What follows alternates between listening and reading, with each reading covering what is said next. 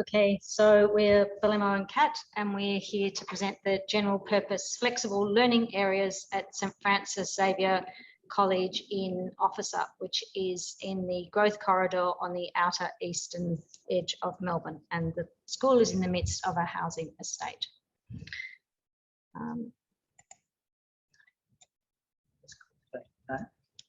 As normal. No, it's not working. Why not? They just did it then. Okay, sorry, have a delay here. Okay, so the orange dotted line is the edge of the school grounds, and this is the main entrance to the school. And one of our first constraints was to maintain this view line to a future chapel, which would be positioned at this position here.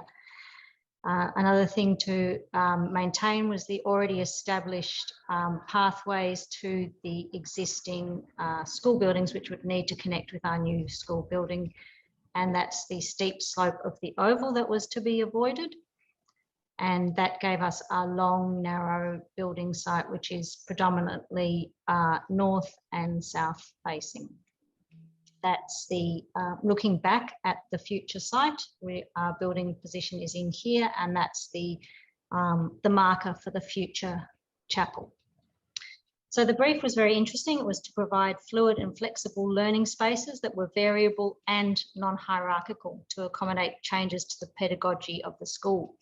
Program was 16 general classrooms, 8 shared breakout spaces, 16 study booths, a learning enhancement area, staff rooms, amenities, external locker spaces, general assembly spaces, both indoor and out.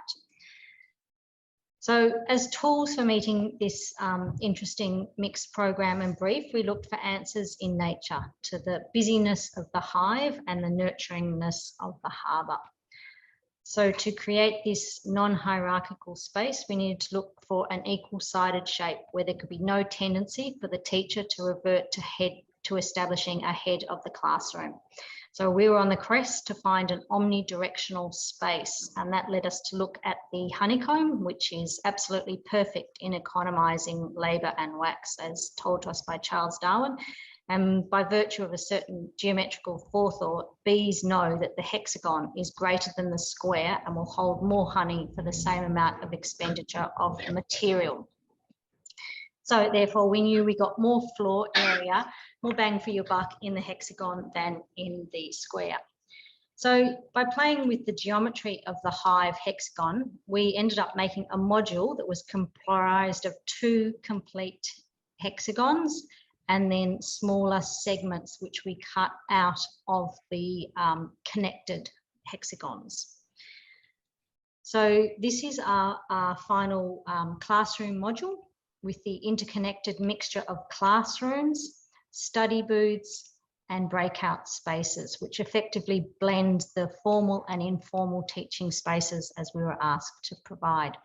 So the omnidirectional classroom is here with the 3 separate nodes of IT and AV, and no head of the class, obviously. And these 2 rooms can team teach. These are smaller study booths for focused learning, and the provision of this study booth wall enabled us to completely contract this sliding door into that wall space.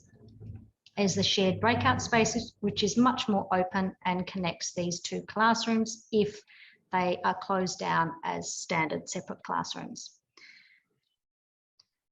This is the building in its site. We rounded the edges to assist with the smooth circulation around the building and settling it into the landscape. And we have some external learning areas there. So the modules, which you can see here, replicated 4 times, thoughtfully positioned, allow generous circulation around them for the outside and the inside. So connecting these 2 modules with this curved sweep enabled us to create this generous outdoor gathering space and a generous indoor gathering space, because we also had to have the general assembly area accommodated by this plan. There's, yeah, so there's the entrances here through the locker bay. The other thing we needed to do was distribute the lockers around the site, so there was no kind of congregation of kids getting lunches out on top of each other. That was, we spent ages on lockers. It's annoying, but anyway, there we are, and that's the first floor, which is replicating the exact layout of the modules up downstairs, and there you can see the sunshades, which are all pointing to allow the north sun in and stop the harsh west winter sun, summer sun. So that's the long section. And the short section, you can see we have no cut and fill. We've actually hunkered into the slope.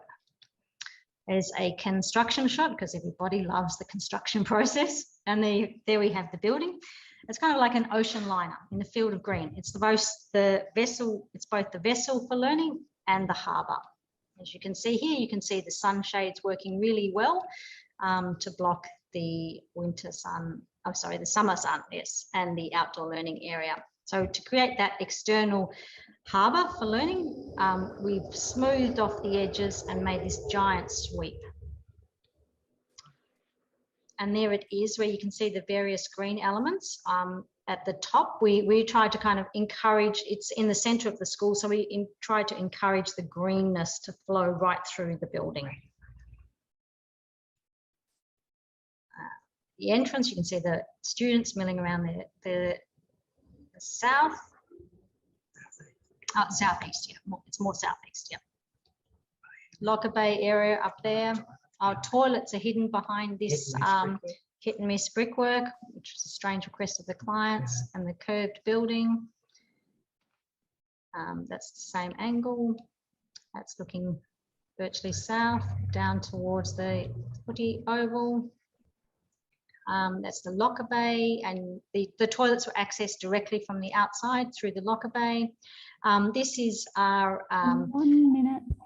Okay, this is our general outdoor gathering area, and you can see the robust bricks are down below, and the materials chosen respond to the context of the existing buildings, because they have, you can see here, the unglazed and the glazed bricks.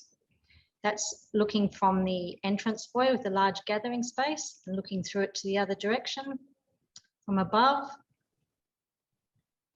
That's that omnidirectional teaching space. You can see how open it is in this area, and this is closed, and then you can close down that build. Okay, so all the interior finishes were chosen to celebrate the biophilic and the organic. And there is the building, and we are standing here at the front looking all the way through to the future chapel, which would be here, and that is our building as you see it today from the main entrance to the school. Thank you.